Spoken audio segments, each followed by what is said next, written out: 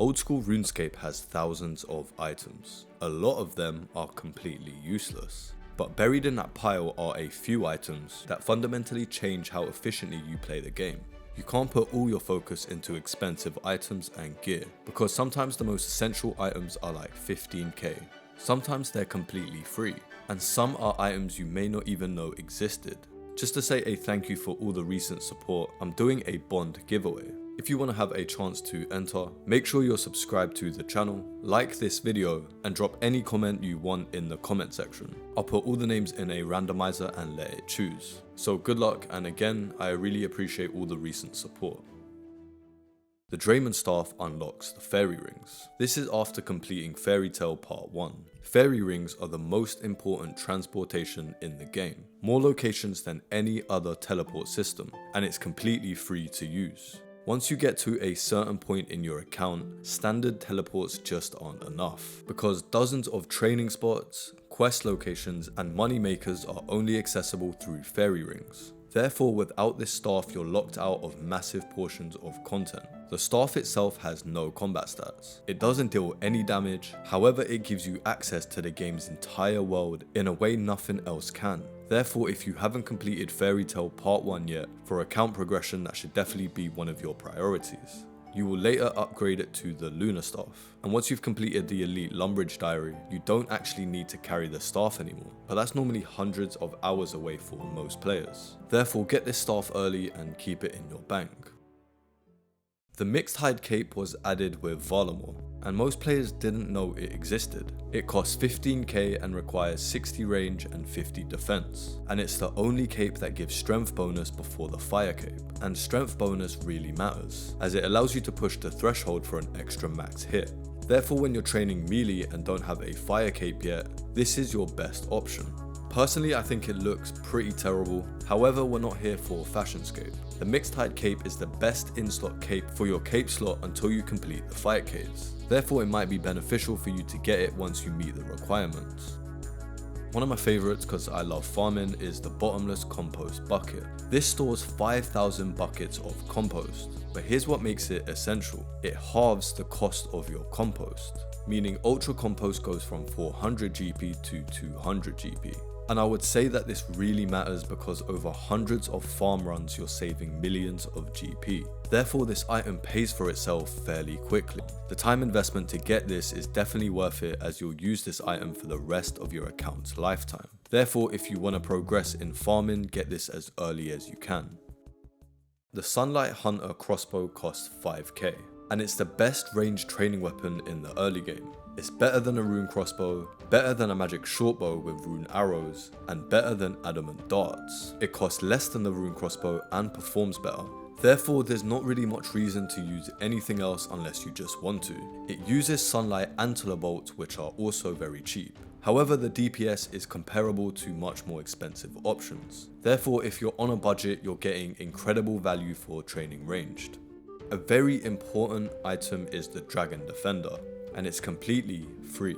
It requires 65 attack and 65 strength, and it's the strongest melee offhand for a long time. You get it from the Warriors Guild. I would say that you should get this immediately as soon as you hit the level requirements, because most one-handed weapons are better than two-handed alternatives, but only if you have a good offhand like the Dragon Defender. You can definitely use a Rune Defender in the meantime, but if you have the levels for it, you might as well go all the way and get the Dragon Defender. This will serve you for a very long time, well into the endgame.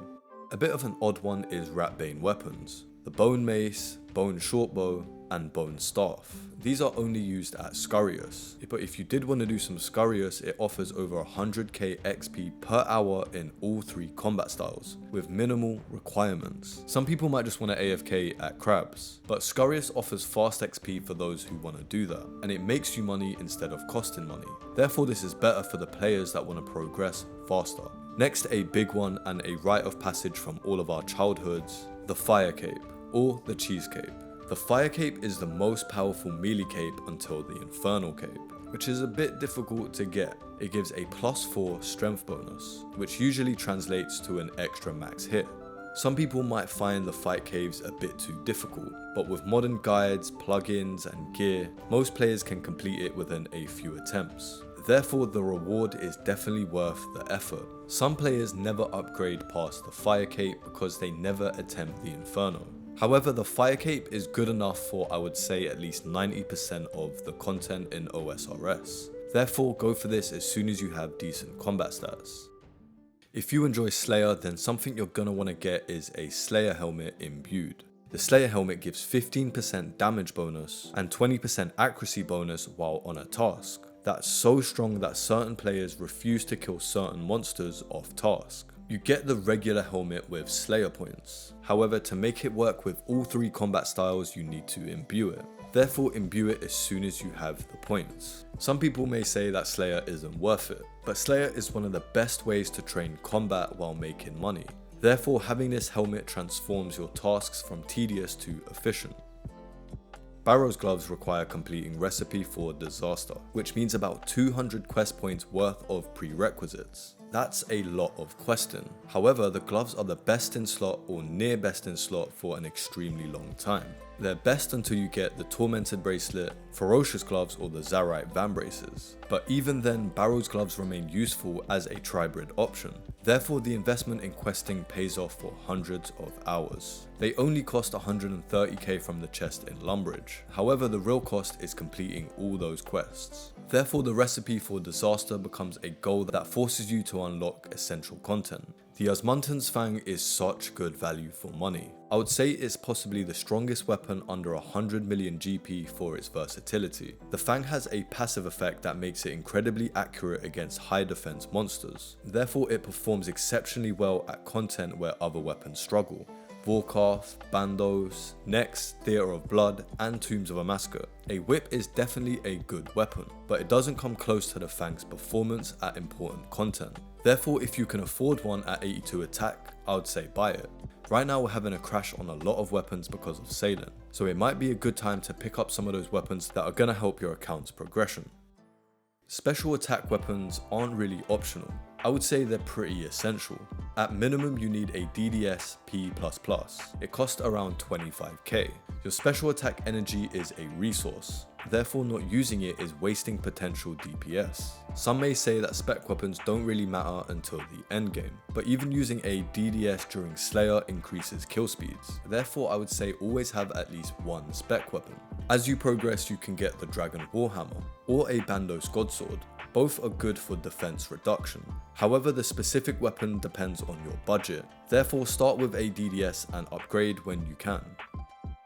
The Rune Pouch holds 3 different types of runes, all 4 once you get the thread from TOA. With this, you can carry all your teleport runes, combat runes, and utility runes in one inventory slot. You could buy a Rune Pouch note from the GE. However, if you're an Ironman, then you're gonna have to earn it through LMS. Or you could use Slayer points. Choose the method that fits your budget and account. A Rune Pouch is super vital for inventory space. More space for food, potions, and loot. Therefore, the Rune Pouch is an efficiency upgrade, not just a convenience. The most essential items aren't always expensive.